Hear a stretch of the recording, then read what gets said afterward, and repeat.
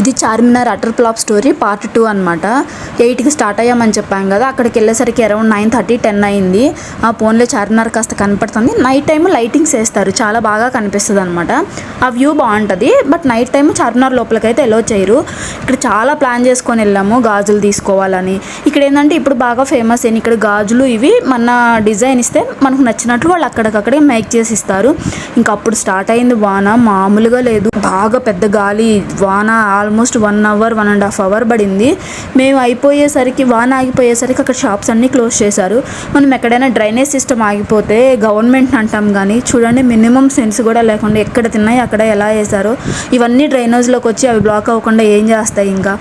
ఇంకేం చేస్తాం, జస్ట్ అట్లా చూసేసి చార్మినార్ చుట్టూ ప్రదక్షిణం చేసేసి ఇంటికి వచ్చామన్నమాట. మెట్రో దయ వల్ల కొంచెమే దడిచాం, ఎక్కువ దడవలేదు.